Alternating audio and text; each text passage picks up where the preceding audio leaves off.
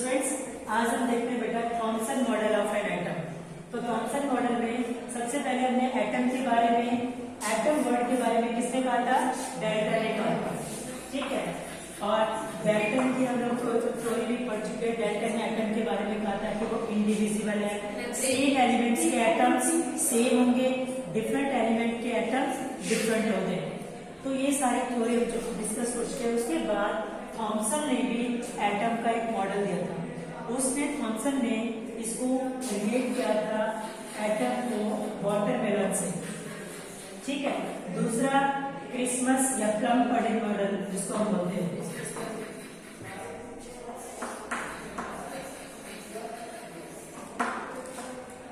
Plum pudding model, ठीक है, इससे भी इसने रिलेट किया था। सो वाटरमेलन मॉडल या प्लम पडिंग मॉडल से इसको रिलेट किया था। वाटरमेलन के लिए इसने क्या बताया था जो थॉमसन ने, कि सपोज जो पॉजिटिव स्फीयर है एटम के अंदर, जो पॉजिटिव स्फीयर है उसको रिलेट किया था जो वाटरमेलन का एडिबल पार्ट है। जो वाटरमेलन का जो एडिबल पार्ट है, रेड कलर का जो एडिबल पार्ट है, दैट रिलेट किया था पॉजिटिव स्फीयर से। एंड जो वाटरमेलन के अंदर जो ब्लैक कलर की सीड्स एम्बेडेड है उसको किससे रिलेट किया था? इलेक्ट्रॉन से। तो ये जो नेगेटिव कलर, ये जो नेगेटिव चीजें जो है उसमें क्या होता है इसको? इलेक्ट्रॉन्स। और ये पूरे स्फीयर को किससे रिलेट किया जाता है बेटा? पॉजिटिव प्रोटॉन्स, यानी पॉजिटिव स्फीयर। ये पूरा क्या है? पॉजिटिव स्फीयर है। तो इसने वाटरमेलन के साथ रिलेट करके बताया था कि जो पूरा जितना भी वाटरमेलन है उसका रेड एडिबल पार्ट है, उस पार्ट को हम बोलते हैं पॉजिटिव स्फीयर। एंड जो ब्लैक कलर के जो सीड्स होते हैं जो वाटरमेलन के अंदर रेड एडिबल पार्ट के अंदर एम्बेडेड है, जो ये जड़े हुए जो आप कह सकते हो, दैट इज इलेक्ट्रॉन्स। इसने थॉमसन ने दो पोस्टुलेट्स दिए थे। दो पोस्टुलेट कह दो, या थॉमसन ने दो चीजें बताई थी, प्रपोज की थी थॉमसन मॉडल के बारे में। तो दो थॉमसन ने अपने मॉडल के बारे में दो पोस्टुलेट्स बताए थे। सो पहला क्या बताया था उसने? फर्स्ट उसने बताया था स्टूडेंट्स कि जो थॉमसन है, थॉमसन ने कहा था कि जो पॉजिटिव स्फीयर है एटम का, और उसके अंदर क्या होते हैं? इलेक्ट्रॉन्स एम्बेडेड होते हैं। Positive sphere of the atom and electrons are embedded in it. दूसरा उसने क्या बताया था कि जो मैग्नीट्यूड है किसका? इलेक्ट्रॉन का और प्रोटॉन्स का, वो क्या होगा? इक्वल। जैसे इलेक्ट्रॉन और प्रोटॉन्स, इलेक्ट्रॉन को हम डिनोट करते हैं ई से और प्रोटॉन्स को हम डिनोट करते हैं पी से। इन दोनों का मैग्नीट्यूड क्या होगा? सेम। लेकिन सेम कब होगा? जब एटम इलेक्ट्रिकली न्यूट्रल। अगर वो एटम इलेक्ट्रिकली न्यूट्रल है तो इन दोनों का मैग्नीट्यूड सेम होगा। तो ये दो पोस्टुलेट्स दिए थे।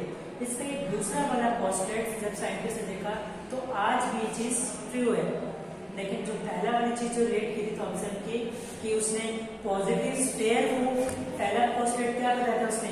कि पॉजिटिव जो स्फीयर है, जो पॉजिटिव चीज है उसकी, वो पूरा एक स्फीयर से रिलेट कर दिया था, और इलेक्ट्रॉन्स है वो उसके अंदर एम्बेडेड है, ये बताया था। जो चीज उसकी क्या थी स्टूडेंट्स? रॉन्ग है। तो पहला क्या बताया उसने? Atom consist of positively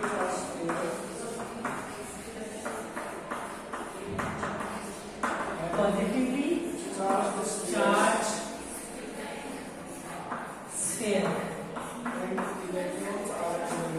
and electrons जो है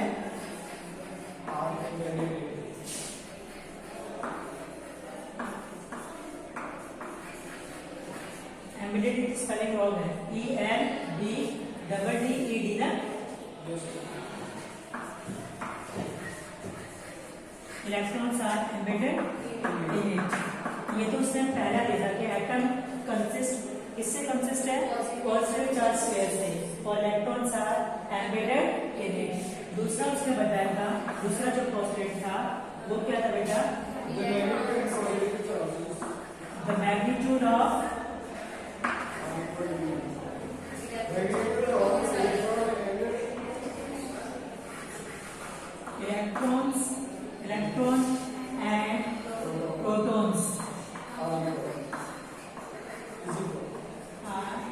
इक्वल कब होगा? when an atom is electrically neutral.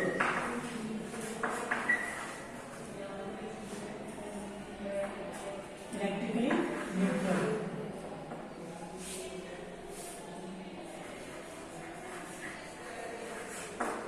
अब इस लाइन को सुनो, ये चीज हमें आ गया कि पॉजिटिव स्फीयर जो एटम है वो पॉजिटिव स्फीयर ऐसे बना हुआ है और इसके अंदर इलेक्ट्रॉन्स एम्बेडेड हो गए। लेकिन जो दूसरा पॉइंट है देखो, इसको समझो ध्यान से, सेकंड पॉइंट को, मैग्नीट्यूड। जैसे मान लो स्टूडेंट्स मैग्नीशियम है, तो मैग्नीशियम का एटॉमिक नंबर कितना होता है? हमें मालूम है 12 होता है मैग्नीशियम का एटॉमिक नंबर। तो देखो इसके अंदर मैग्नीशियम का एटॉमिक नंबर 12 है, तो इलेक्ट्रॉन्स भी कितने होंगे? 12। प्रोटॉन्स भी कितने होंगे? 12। तो दोनों का, इलेक्ट्रॉन्स और प्रोटॉन्स का मैग्नीट्यूड क्या हो गया? इक्वल। लेकिन ये मैग्नीट्यूड इक्वल कब होगा? जब एटम इलेक्ट्रिकली क्या होगा? न्यूट्रल। एटम के ऊपर कोई भी चार्ज नहीं है। अगर एटम पे चार्ज है, मान लो मैग्नीशियम में, मैग्नीशियम की इलेक्ट्रॉनिक कॉन्फ़िगरेशन है 2A2। मैग्नीशियम की इलेक्ट्रॉनिक कॉन्फ़िगरेशन है 2A2। तो अगर इसने 2 इलेक्ट्रॉन्स डोनेट कर दिए, 2 इलेक्ट्रॉन्स डोनेट कर दिए, तो इलेक्ट्रॉन्स कितने बच गए? 10 बच गए। ये 2 इलेक्ट्रॉन्स क्यों डोनेट किए? क्योंकि अपने आप को स्टेबल करने के लिए एटम क्या करता है? अपने आप को स्टेबल कब होगा? जब हमें मालूम है कि सबसे आउटर मोस्ट शेल में 8 इलेक्ट्रॉन्स हो गए। तो 8 इलेक्ट्रॉन्स के लिए क्या करेगा? 2 इलेक्ट्रॉन्स को डोनेट करना, लूज करना मुश्किल हो जाता है। तो 2 इलेक्ट्रॉन डोनेट करने के लिए हाई एनर्जी चाहिए, सो हाई एनर्जी कॉन्सेंट्रेशन चाहिए होती है, इसलिए 2 इलेक्ट्रॉन्स डोनेट नहीं कर सकता। तो क्या करेगा? 6 इलेक्ट्रॉन्स ले नहीं सकता क्योंकि ज्यादा एनर्जी चाहिए। तो ये 2 इलेक्ट्रॉन्स इजीली डोनेट कर देगा। डोनेट करने के बाद लास्ट शेल में कितने बच गए? 8। अब ये क्या हो गया? स्टेबल, क्योंकि इसमें जो 18th ग्रुप के अंदर जो एलिमेंट्स होते हैं उनकी कॉन्फ़िगरेशन हर एलिमेंट लाना चाहते हैं। 18th ग्रुप के अंदर जितनी भी इलेक्ट्रॉनिक कॉन्फ़िगरेशन देखोगे उन सब के आउटर मोस्ट में कितने इलेक्ट्रॉन्स है? 8।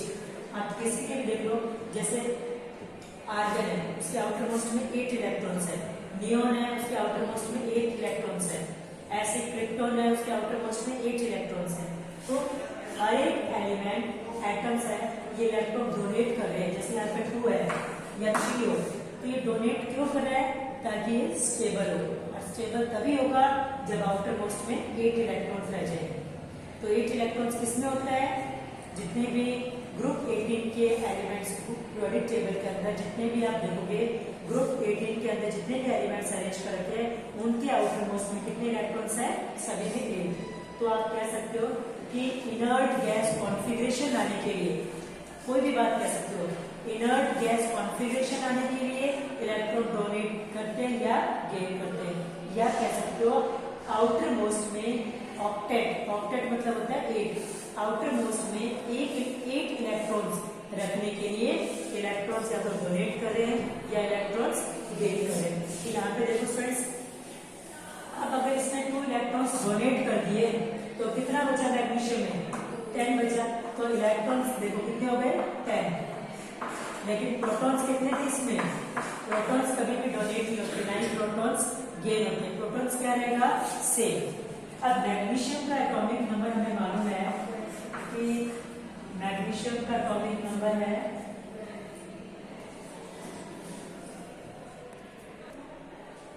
देखो स्टूडेंट्स यहाँ पे, मैग्नीशियम का एटॉमिक नंबर हमें मालूम है 12 होता है। इसकी इलेक्ट्रॉनिक कॉन्फ़िगरेशन हो गई 2A2। ठीक है, तो अब आउटर मोस्ट में इसने 2 इलेक्ट्रॉन्स डोनेट कर दिए, तो आउटर मोस्ट में कितने इलेक्ट्रॉन्स बच गए? 8। अब इसमें ये स्टेबल है, तो देखो यहाँ पे कितने इलेक्ट्रॉन डोनेट हुए? 2। तो अब इलेक्ट्रॉन्स कितने रह गए? 10। लेकिन प्रोटॉन्स 10 नहीं रहे, प्रोटॉन्स कितने रहेंगे? उतने जितने एटॉमिक नंबर था। Protons remain same. तो यहाँ पे देखो प्रोटॉन्स सेम है, इलेक्ट्रॉन्स, इसका मतलब एटम पे चार्ज कौन सा है? एटम के ऊपर, मैग्नीशियम एटम के ऊपर चार्ज आ गया 2 पॉजिटिव। एटम पे चार्ज क्या आ गया? 2 डोनेट किए तो 2 पॉजिटिव, 3 इलेक्ट्रॉन डोनेट करेंगे तो 3 पॉजिटिव, 4 अगर इलेक्ट्रॉन डोनेट किए या गेन किए तो 4।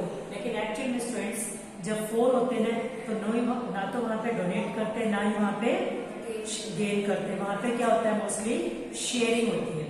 ठीक है, उन दोनों एक एटम और दूसरे एटम के बीच में शेयरिंग होगी तो वहां पे कोवेलेंट बॉन्ड बनता है, जाके आप हायर क्लास में देखोगे तब।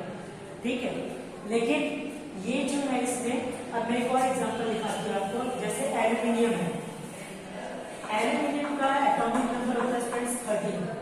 अब एटॉमिक नंबर 13 है तो एटम इलेक्ट्रिकली न्यूट्रल है। न्यूट्रल है तो मैंने बताया था जितना न्यूट्रल है प्रोटॉन्स भी कितने होंगे 13 है, लेकिन इलेक्ट्रॉन्स भी कितने होंगे 13 ही होंगे अगर न्यूट्रल है। तो देखो प्रोटॉन्स और इलेक्ट्रॉन्स का मैग्नीट्यूड क्या रहेगा सेम जब एटम इलेक्ट्रिकली न्यूट्रल है। लेकिन इसकी इलेक्ट्रॉनिक कॉन्फ़िगरेशन देखोगे तो क्या आएगी 2 8 3। अभी 3 इलेक्ट्रॉन से क्या करेगा, 3 इलेक्ट्रॉन आउटर मोस्ट में कितने बनाने हैं इसको 8 बनाने, अपने आप को स्टेबल करने के लिए 8 बनाने के लिए 5 इलेक्ट्रॉन्स लेना बहुत मुश्किल है, ज्यादा अमाउंट ऑफ एनर्जी रिक्वायर हो गया, एनर्जी कंसिडरेशन है ज्यादा है, इसलिए इट्स नॉट पॉसिबल।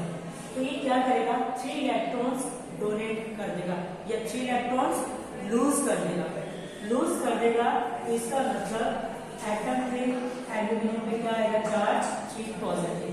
अब पता चल गया सभी को कि चार्ज पे किसी भी पॉजिटिव और नेगेटिव क्यों आता है।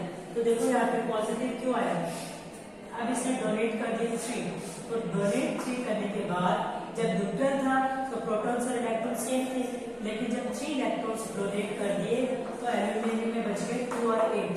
तो यहाँ पे देखो इलेक्ट्रॉन्स पहले थे 13 और प्रोटॉन्स भी 13 होते हैं। अब इलेक्ट्रॉन्स इसने 3 डोनेट कर दिए, 3 डोनेट कर दिए तो इलेक्ट्रॉन्स कितने बच गए 10। तो इलेक्ट्रॉन्स में कौन सा चार्ज होता है नेगेटिव, प्रोटॉन्स में कितना चार्ज होता है पॉजिटिव। तो कितने प्रोटॉन्स फालतू है 3, 10 है, प्रोटॉन्स 3 फालतू है ना, तो 3 पॉजिटिव चार्ज आ गया। यहाँ पे जब ऐसे मैग्नीशियम के 2 इलेक्ट्रॉन्स डोनेट किए थे तो मैग्नीशियम के अंदर हमने देखा था स्टूडेंट्स, इसको रख कर देते हैं, मैग्नीशियम के अंदर देखा था कि 2 इलेक्ट्रॉन्स डोनेट किए थे, तो इलेक्ट्रॉन्स मैग्नीशियम के 12 थे और प्रोटॉन्स भी मैग्नीशियम में क्या थे 12 थे। तो इलेक्ट्रॉन्स 2 डोनेट कर दी तो 2 कम कर दो तो इलेक्ट्रॉन्स कितने बच गए 10। अब इलेक्ट्रॉन्स पे नेगेटिव चार्ज होता है, प्रोटॉन्स पे पॉजिटिव चार्ज, तो पॉजिटिव वाली चीज बची है फालतू, इलेक्ट्रॉन्स वाले कम बचे तो कितने फालतू बचे यहाँ से इसके कंपैरिजन को 2 फालतू वाले बचे, तो मैग्नीशियम पे आ गया 2 पॉजिटिव चार्ज। अब देखो एक और एग्जांपल क्लोरीन में, क्लोरीन जो होता है उसका एटॉमिक नंबर होता है 17। क्लोरीन का एटॉमिक नंबर क्या होता है 17। तो इसमें थॉमसन ने कहा था कि मैग्नीट्यूड क्या रहेगा सेम, तो इलेक्ट्रॉन्स में कितने हैं 17, इसका एटॉमिक नंबर 17 है, तो मैग्नीट्यूड भी क्या रहेगा इसका इक्वल आएगा, तो इलेक्ट्रॉन और प्रोटॉन्स का मैग्नीट्यूड क्या है सेम है। तो यहाँ पे इलेक्ट्रॉन्स और प्रोटॉन्स उस वक्त तक एटम की डिस्कवरी, एटॉमिक नंबर की डिस्कवरी नहीं हुई थी, उन्होंने सिर्फ इतना बताया था कि एटम अगर इलेक्ट्रिकली न्यूट्रल है तो दोनों का इलेक्ट्रॉन और प्रोटॉन का मास क्या रहेगा, दोनों प्रोटॉन्स का मैग्नीट्यूड क्या रहेगा सेम, तो मैग्नीट्यूड। बट आज में ये डिस्कवरी हो चुकी है एटम की, तो मैं आपको एग्जांपल लेके समझा रही हूँ, क्योंकि क्लोरीन का एटॉमिक नंबर 17 है तो दोनों का मैग्नीट्यूड भी क्या रहा सेम। लेकिन अगर एटम यहाँ देखो अपने आप को इसकी इलेक्ट्रॉनिक कॉन्फ़िगरेशन क्या है 2 8 7। अब देखो आउटर मोस्ट में अपने आप को स्टेबल बनाने के लिए क्या करेगा 7 डोनेट करेगा या 1 गेन कर लेगा, कौन सा इजी है इजियर है, 1 इलेक्ट्रॉन गेन कर लेगा, क्योंकि 7 इलेक्ट्रॉन डोनेट करने के लिए high consideration of energy is required. तो यहाँ पे इजी क्या है 1 इलेक्ट्रॉन गेन कर लेगा, तो यहाँ पे बन जाएगा 2 8 8, आउटर मोस्ट में 8 आ गया, इसका मतलब ये क्या हो गया स्टेबल हो गया। तो यहाँ पे देखो 1 इलेक्ट्रॉन गेन कर लिया, तो अब इलेक्ट्रॉन्स कितने हो गए 18 और प्रोटॉन्स कितने हैं 17। तो पॉजिटिव चार्ज एक्टिव चार्ज में डिफरेंस कितना रह गया, 1 क्या ज्यादा है, नेगेटिव चार्ज, तो क्लोरीन के ऊपर चार्ज क्या आएगा, 1 नेगेटिव। इसलिए सो आप देखो, तो अगर एटम इलेक्ट्रिकली न्यूट्रल नहीं है तो उसके अंदर मैग्नीट्यूड इलेक्ट्रॉन और प्रोटॉन्स का सेम नहीं होगा, यानी वो सेम नहीं है ना, मैग्नीट्यूड दोनों का सेम नहीं है। लेकिन अगर एटम इलेक्ट्रिकली न्यूट्रल है तो दोनों का मैग्नीट्यूड क्या रहेगा, सेम। ठीक है, I hope this is clear, सभी को क्लियर हो गया। अब हम देखते हैं बेटा नेक्स्ट मॉडल। तो इस थॉमसन मॉडल में दो चीज प्रपोज की थी, एक इसने बताया था atom consist of a positive charge pair and electrons are embedded in it, और दूसरा इसने बताया था कि magnitude of electron and proton से इक्वल है when atom is electrically neutral. Next इसने शुरू किया था रदरफोर्ड एटॉमिक मॉडल। किसका किया था, रदरफोर्ड एटॉमिक मॉडल। रदरफोर्ड के बारे में इसने क्या बताया देखो स्टूडेंट्स, रदरफोर्ड ने क्या किया, एल्यूमिनियम की देखो फॉइल आपने देख रखी है, सभी ने एल्यूमिनियम की फॉइल, ठीक है, एल्यूमिनियम उसने कौन सी फॉइल ली थी, गोल्ड फॉइल ली थी। गोल्ड फॉइल क्यों ली थी, क्योंकि हमें मालूम है gold most malleable metal, most malleable metal कौन सा है, गोल्ड। तो इसने कौन सी फॉइल ली थी, गोल्ड की ही फॉइल ली थी। ठीक है, गोल्ड की जब इसने फॉइल ली तो इसने क्या किया, इस गोल्ड की फॉइल के अंदर से अल्फा पार्टिकल्स पास किए थे। अल्फा पार्टिकल्स जो थे वो कौन से थे, डबली चार्ज हीलियम एटम। कौन सा है, जो अल्फा पार्टिकल्स थे, अल्फा पार्टिकल्स कौन से थे बेटा, डबल चार्ज हीलियम। देखो अपनी बुक, आपकी बुक के अंदर पेज नंबर 47 पे लिखा हुआ है, he selected gold foil। Gold foil को क्यों सिलेक्ट किया था उसने, because it is most malleable metal. अब जो उसने जो गोल्ड फॉइल ली थी वो कितनी थी, गोल्ड फॉइल जो उसने ली थी 1000 एटम थिक। जो उसने गोल्ड फॉइल ली थी वो near about 1000 atom thick, 1000 atom बराबर थी, उतनी गोल्ड फॉइल ली थी। उससे ज्यादा थिक तो वो थिन हो ही नहीं सकती थी इसमें। अब जो गोल्ड फॉइल थी इसके अंदर से क्या पास किए थे, अल्फा पार्टिकल्स। देखो अल्फा पार्टिकल्स क्या होते हैं, अल्फा पार्टिकल्स होते हैं students doubly charge helium ions. क्या बताया मैंने, अल्फा पार्टिकल्स क्या होते हैं, डबली चार्ज हीलियम आयंस।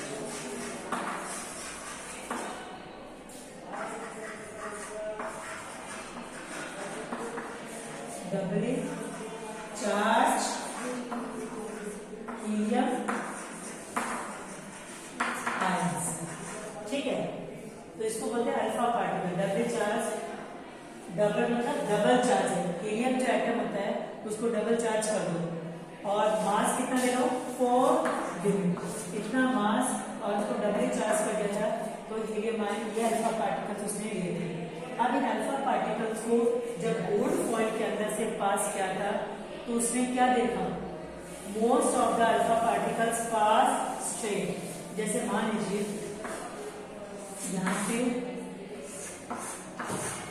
ये क्या है, एटम्स है, किसके, गोल्ड के।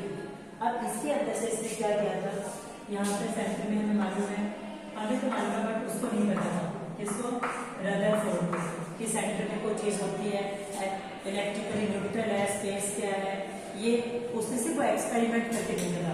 जब उसने अल्फा पार्टिकल्स पास किए तो most of the alpha particles क्या हुआ, पास स्ट्रेट।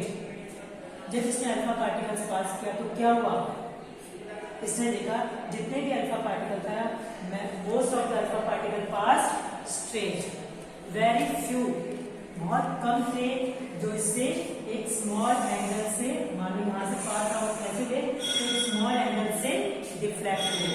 क्यों, क्योंकि ये देखो अल्फा पार्टिकल्स के ऊपर चार्ज क्या है बेटा, पॉजिटिव। और जो न्यूक्लियस होता है, मैंने आपको बताया था न्यूक्लियस के अंदर क्या होता है, न्यूट्रॉन और प्रोटॉन्स। प्रोटॉन के ऊपर कौन सा चार्ज होता है, पॉजिटिव, तो न्यूक्लियस के ऊपर में कौन सा चार्ज हो गया, पॉजिटिव। तो जैसे ही न्यूक्लियस के पास से जा रहे थे तो यहाँ से क्या हुआ, पॉजिटिव और पॉजिटिव क्या करते हैं आपस में, रिपेल। पॉजिटिव सेम चार्ज होगा तो रिपेल करेंगे, तो यहाँ से ये पॉजिटिव चार्ज वाली जब चीज इसके पास जाती तो स्मॉल एंगल पे डिफ्लेक्ट हुई। तो क्या हुआ, most of the alpha particle pass straight, only some alpha particles deflect with a small angle. और 1 आउट ऑफ 12,000 में से 1 ऐसा था जो रिबाउंड हो रहा था सेम पाथ से, मतलब जिस पाथ से वैसे गया यहाँ पे और जिस पाथ पे गया उसी पाथ से सेम वापस आ गया। जब अल्फा पार्टिकल पास किए तो क्या हुआ, मैक्सिमम स्टेट पे चले गए, वेरी फ्यू क्या हो गए, स्मॉल एंगल पे डिफ्लेक्ट हो गए, जैसे स्मॉल एंगल पे डिफ्लेक्ट। और 1 आउट ऑफ 12,000 में से एक ऐसा केस आ रहा था जो वापस सेम पाथ से वापस डिफ्लेक्ट हो गया। सो ये उसने क्या था, ये उसने एक्सपेरिमेंट करके देखा, फिर कंक्लूजन क्या निकाला और उसका रिजल्ट क्या आया, that we will discuss in our next video. So thank you students for watching my videos.